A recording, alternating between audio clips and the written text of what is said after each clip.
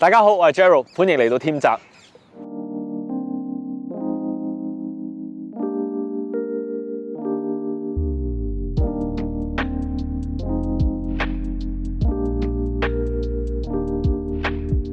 英國著名建築師 John Nash， 你未聽過佢個名，都一定見過佢嘅作品，好似白金漢宮啦，同埋倫敦數一數二嘅購物大街 Regent Street 上面嘅建築咧，都係佢嘅傑作。而今日咧，我就會帶大家睇佢另一個作品，喺我身後嘅呢個1級歷史建築 Hanover Terrace。Hanover Terrace 喺二戰期間咧，係俾政府拎嚟做基地嘅，期間咧更加俾敵軍轟炸，而戰後就好快修復翻，就用翻做住宅啦。今日睇嘅咧係其中一間排屋，連埋 basement 有5層，6100尺，有7間房，而佢嘅格局咧亦都係一個非常之經典嘅格局。入到嚟嘅右手邊咧就係佢嘅飯廳啦。呢一度咧其實保留咗好多英國嘅傳統特色㗎，例如呢一個百葉窗咁樣啦。英國嘅歷史建築咧係受到政府嘅嚴格監管嘅。除咗外牆之外咧，其實屋入邊有好多嘅內部裝修都係需要保留嘅。如果俾政府發現你拆咗咧，重罰之餘，仲會要求你裝翻嘅。而再行入啲咧，就係佢細客廳嘅位置啦。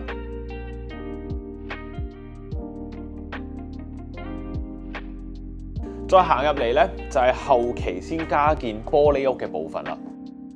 玻璃屋咧喺19世紀嘅後期咧就開始流行，隨住工業革命，玻璃同鐵嘅生產技術進步咗啦，擴建玻璃屋咧就開始變得更加普遍。雖然呢一間屋咧有好多傳統建築嘅元素，但係咧就用咗 Hollywood Regency 做佢嘅室內設計風格。佢嘅特點就係會用上大嘅水晶燈同玻璃面去增加佢成個環境嘅反光效果，又會用深色做主色，配上金屬裝飾去營造佢嘅奢華感。睇完地下呢一層咧，我哋繼續上去參觀下。而嚟到呢一個半層嘅 half landing 咧，都係一啲英國排屋嘅特色嚟㗎。佢有2大作用，第一，通常咧就會攞嚟做浴室啦，或者擺放雜物嘅地方；而第二就係方便搬運大型物件嘅時候咧，有一個轉角位。上到嚟1樓咧就係客廳嘅位置，咁咧入到嚟你就會見到呢一個吊燈啦、牆角啊同埋天花等等嘅設計，都係18至19世紀屋主用嚟 show off 嘅地方。燈越大咧就代表越有錢，而牆角做得越細緻，就越彰顯到屋主嘅藝術觸覺。不過講咁多，其實都有一個好實際嘅原因。以前嘅橫梁咧都係用木做嘅，而英國嘅冬天同夏天嘅溫差會令到呢一啲嘅牆角容易出現裂痕，所以佢哋就會用呢一個方法去遮掩住佢，咁樣就可以慳翻啲維修成本啦。而呢一層嘅露台望出去咧，就係 Regent's Park。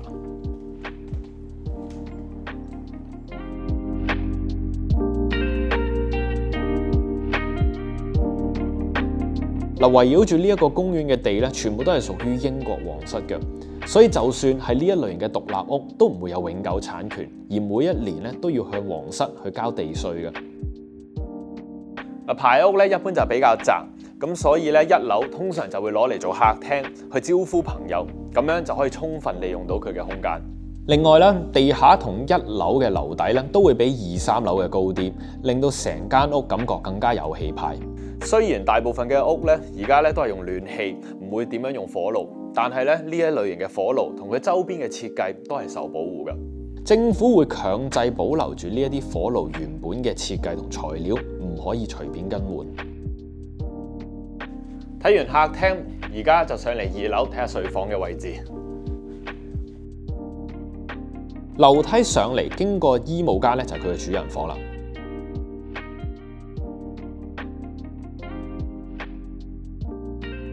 呢一邊望出去咧，都係 Regent's Park 嚟嘅。而呢一種咧就係英國傳統嘅拉窗 sash window。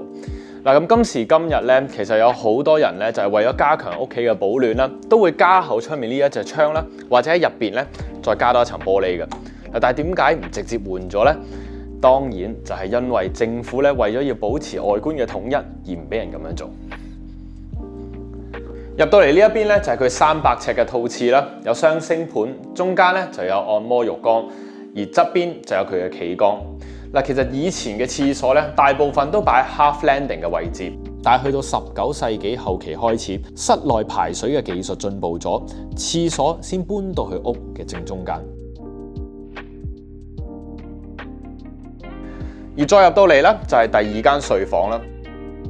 傳統上咧，2樓嘅全層咧都係主人房嘅位置，而呢一間房原本咧係一間衣帽間嚟㗎，不過而家就俾屋主改咗做另一間睡房。好啦，我哋而家上埋去樓上睇下另外嘅睡房。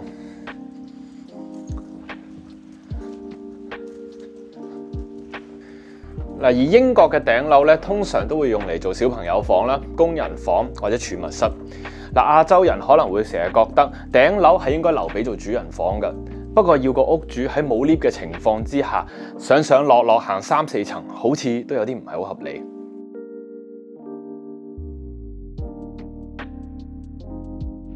再行入嚟嘅呢個浴室咧，係有2間房一齊共用嘅。本身咧佢有一個採光啦同通風嘅問題，不過咧就用咗一個細嘅天窗去解決咗佢。嗱，上到嚟呢一層咧就會更加明顯咁見到2樓以上咧樓底就會更加矮，所以就算近呢20、30年，倫敦嘅有好多排屋咧都改成1層1戶，1樓咧同2樓都會賣得貴啲。就算有 lift 嘅情況下，3樓以上都相對之下比較平。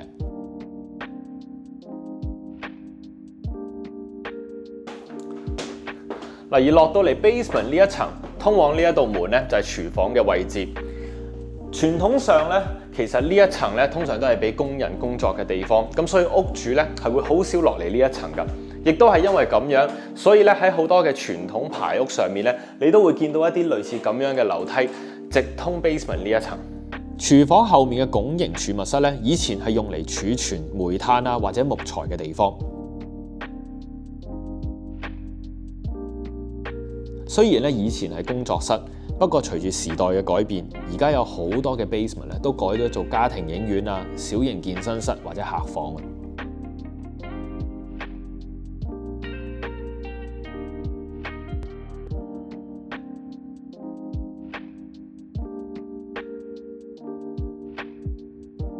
呢度再行上嚟咧就係花園嘅位置。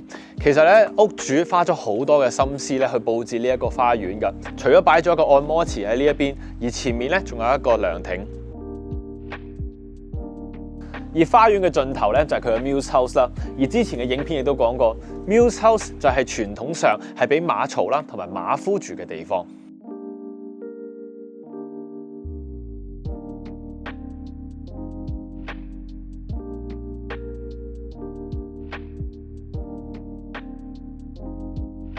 不過而家就已經冇馬啦，屋主咧就將佢俾咗工人住，馬槽就當然順理成章咁改咗做車房啦。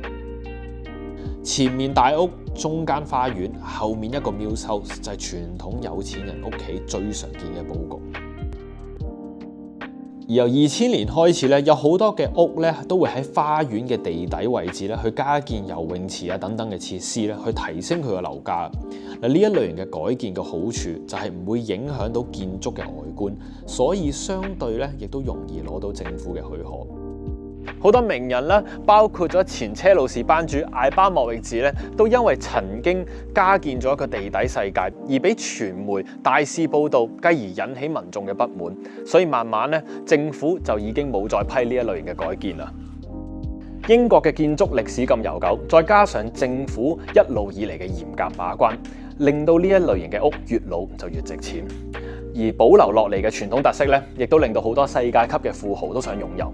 我哋今日講到咁多先，我哋下次再見，拜拜。大家好，我係 Gerald， 歡迎收睇添宅。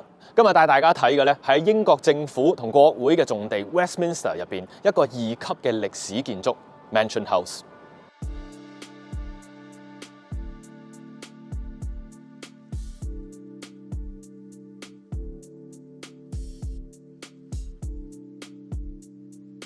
望到呢一種紅磚牆，就已經可以感受到呢個建築嘅悠久歷史同氣派。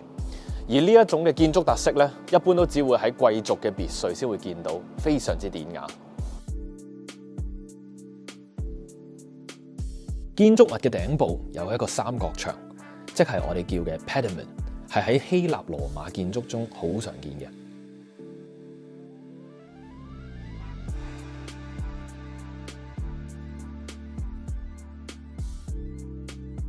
入口嘅位置宏偉而又有氣派，而石級嘅兩邊同大門嘅正上方嘅雕塑同 pediment 上嘅設計互相呼應，賦予咗呢一個建築正式嘅感覺。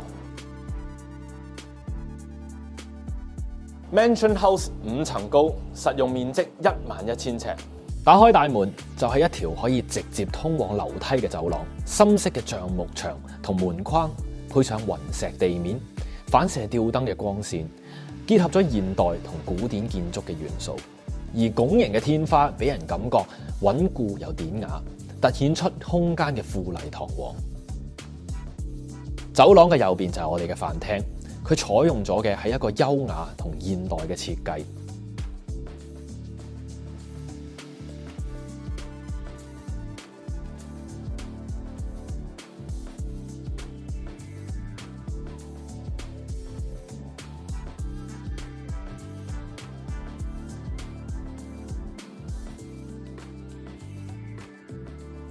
樓梯嘅左邊就係我哋嘅廚房同早餐嘅位置，樓上就係我哋嘅宴會廳，樓下就係游泳池，而喺我身後嘅呢個走廊嘅盡頭就係起居室啦。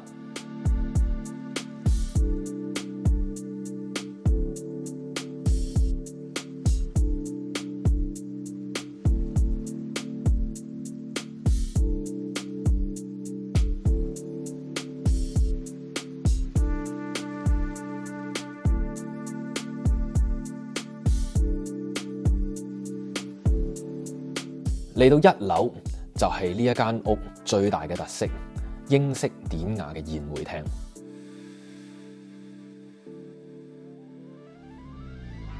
佢採用咗精緻而且古典嘅設計，牆壁上用咗深色嘅橡木板，帶有傳統又奢華嘅感覺。而正前方就係佢嘅雲石火爐，米色嘅天鵝絨面梳化上面特別放咗酒紅色嘅 cushion，令客廳加入咗色彩，感覺冇咁拘謹。連接住宴會廳嘅就係一間遊戲室，佢將休閒同優雅融合，牆上白色嘅弧形線條呼應咗呢一間屋嘅拱形建築特色，連繫住呢間屋嘅建築風格。睇咗一陣，有冇發現呢一間屋嘅好多位置有大大小小嘅鏡呢？除咗可以反射吊燈嘅光線，仲可以增強室內嘅空間感。樓梯嘅另外一邊就係會客廳，比起啱啱嗰間，呢一間感覺就輕鬆好多。弧形大窗掛住柔和嘅米色窗簾，藍色天鵝絨梳化同隔離嘅宴會廳互相呼應，而牆角同外牆一樣，用咗齒形磚塊做裝飾，為呢一個客廳添加咗一份典雅。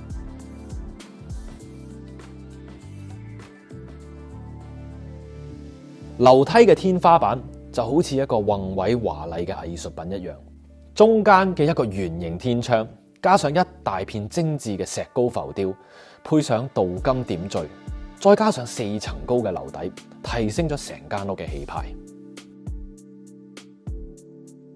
除咗大門入嚟嘅樓梯之外，呢間屋仲有一架電梯，同埋專門俾工人用嘅樓梯。嚟到2樓就係佢嘅主人房啦。一入到嚟，你就會見到特大嘅步入式衣帽間，一排鏡面衣櫃門，反射室內嘅空間同光線。具備功能性之餘，視覺上嘅連接亦都可以展示出屋主對精緻生活嘅追求。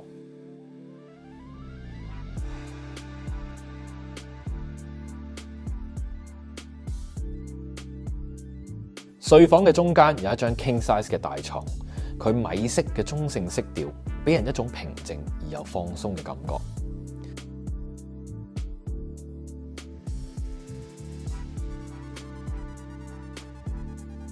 嚟到套廁呢度，大部分嘅平面都用咗黑色配淺啡色紋路嘅意大利雲石，形成咗強烈嘅對比。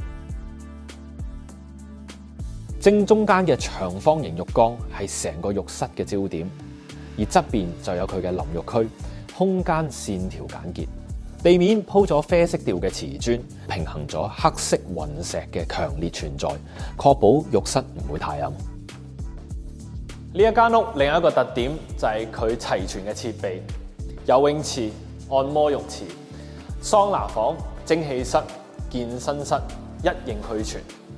游泳池善用咗馬賽克瓷磚，捕捉光線，柔和咁反射喺水面嘅光；而按摩池就採用咗暖色嘅馬賽克，同泳池嘅色調形成對比。Mansion House 1905年建成，由英國知名嘅建築師 Horace Field 設計，見證住英國由20世紀初到而家嘅演變。佢曾經係英國自由民主黨嘅總部，不過而家已經由發展商改建做一個住宅，融入咗現代奢華嘅生活設施，同時又保留咗好多古典藝術同精細工藝。呢一個可以話唔單止佢係一個別墅，更加係一個藝術品。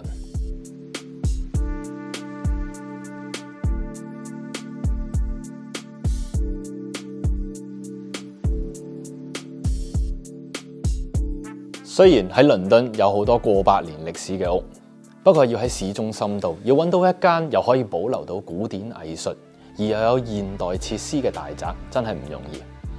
多謝大家同我哋一齊參觀 Mansion House， 我哋下次再見，拜拜。大家好，我係 Gerald， 歡迎嚟到添宅。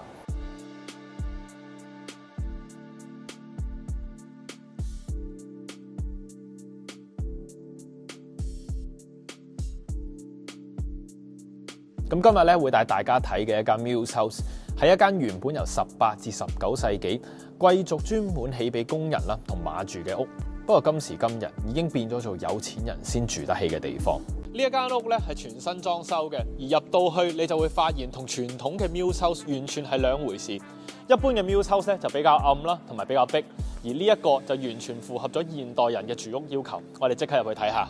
呢一間屋3300尺，連埋 basement 有4層，所以除翻開每層差唔多係800尺左右。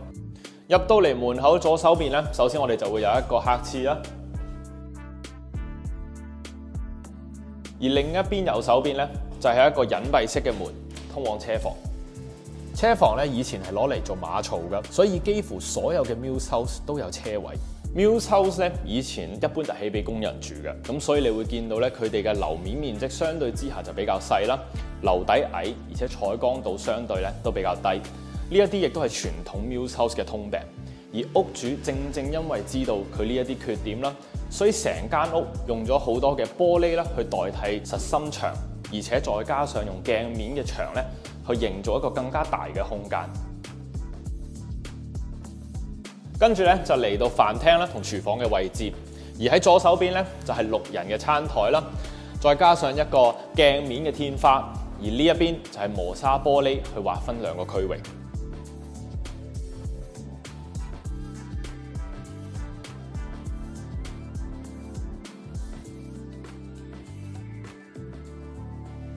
90成嘅 Mills House 咧，通常都會喺大門嗰一邊咧先會有窗嘅啫。而間屋咧整體上就會比較局促啦，同埋壓迫感。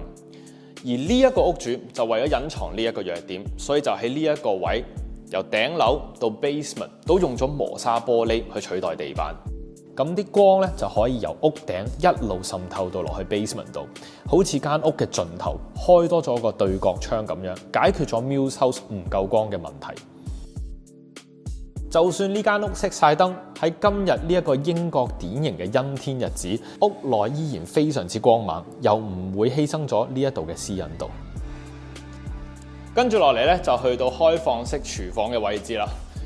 雙焗爐啊、微波爐啊等等咧，一應俱全。而屋主咧，亦都好善用咗呢度嘅高樓底，去設計咗非常之多嘅儲物空間啦。由呢一排，再加上上面呢一個，全部都係。而呢一個吧咧，就係攞嚟擺一條梯度，咁你就可以擒上擒落去攞嘢啦。而中島嘅位置咧，就係佢嘅電磁爐。屋主咧就將抽油煙機擺咗喺天花板上面，而隱藏咗喺入邊，唔會好似平時啲屋咁樣咧，有一個大嘅機掛咗喺呢一度，令到呢一間屋嘅空間感咧就更加之充足。而前面咧就係吧台嘅位置啦。而中島咧嘅前後亦都用咗好多嘅無手柄設計去做佢嘅儲物櫃。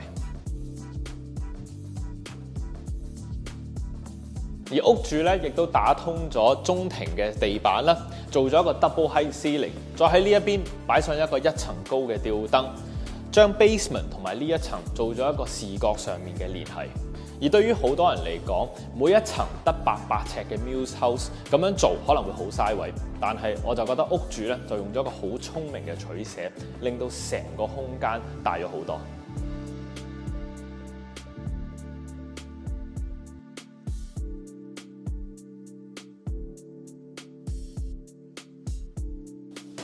Basement 呢一層咧就差唔多600尺左右，而呢一邊咧就係佢嘅紅酒櫃啦，而旁邊就係佢嘅儲物空間，而中間呢度咧就係佢嘅細嘅洗手盆。唔用佢嘅時候咧，就可以將呢2道門閂埋，令到佢嘅空間整齊好多。落到嚟客廳呢一個位咧，就有一張大嘅 L 型 sofa 啦，一家人可以坐喺度睇下戲、飲下茶。呢一間屋咧有好多隱藏式嘅儲物櫃啦，而佢冇手柄嘅設計，望落去就更加乾淨利落。而另一邊就係佢哋嘅洗衣房啦。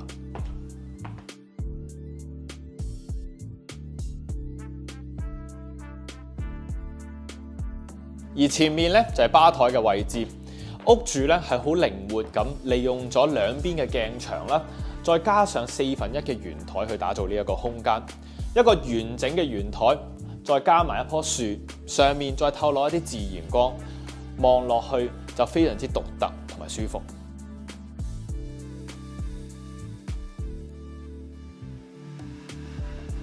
而呢一邊咧就係佢嘅電影室啦，加上一個客廁，如果有客人喺度，就可以將佢變咗做一間客房。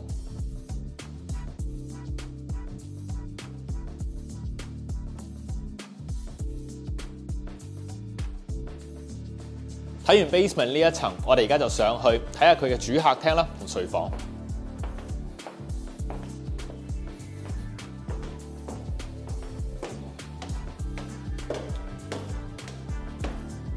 嚟到1樓呢度咧，我哋就睇咗佢哋嘅主客廳先。呢一個主客廳咧就用咗北歐風嘅設計啦，主色就用咗米色啦、白色同埋淺灰色。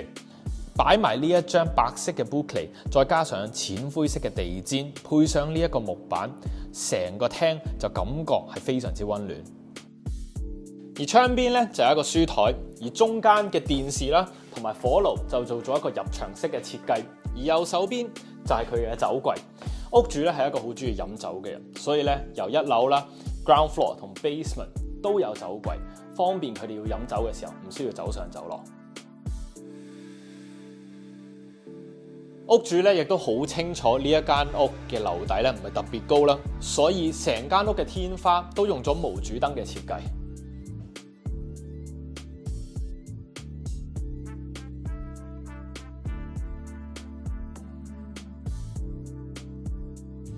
睇完主客廳咧，我哋就嚟到1樓嘅主人房嘅位置。入到嚟主人房嘅左手邊，首先就會行到入去呢一個步入式嘅衣帽間。一路再向前行咧，就係佢哋嘅套廁，而轉翻出嚟就係連貫住成間屋嘅玻璃地板。呢一間屋嘅面積咧唔算特別大，咁所以咧有好多嘅家私都係特別訂製嘅，為咗就係可以更加好咁善用到入邊嘅空間。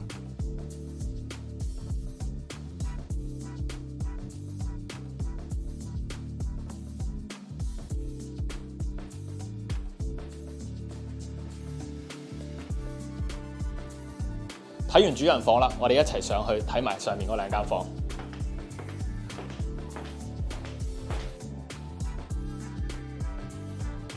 而上到嚟呢一層咧，就有2間睡房。而呢一間房嘅兩邊咧都有入牆嘅衣櫃，呢一邊咧就用咗木紋衣櫃啦，而另一邊就用咗鏡面嘅衣櫃，而其中一格就分咗俾佢嘅梳妝台。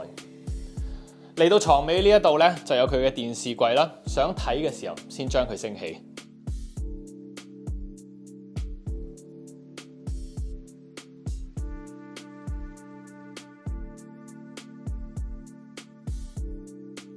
而再行入嚟咧，就係浴室嘅位置。入到嚟，你會見到天花咧有一個好大嘅天窗啦。而因為呢一個係頂層嘅關係，所以2間浴室同埋走廊都用咗天窗嘅方法，去等自然光可以透到入嚟。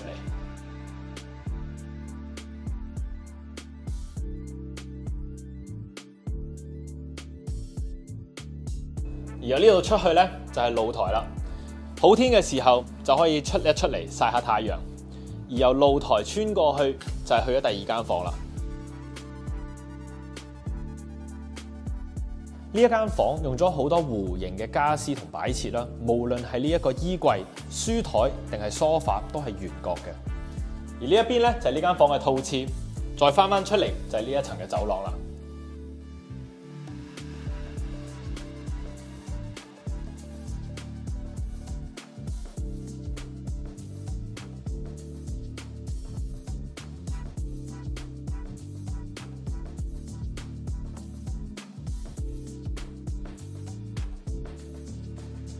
睇完呢一間屋咧，相信好多人對於 Muse House 都會有所改觀。呢一類型嘅屋咧，平時就會俾好多人感覺上又逼又暗啦。但係其實只要花少少心思，加多啲玻璃啊或者鏡面嘅元素，其實就可以完全改變間屋。好啦，我哋今日又講到咁多先，下次再見，拜拜。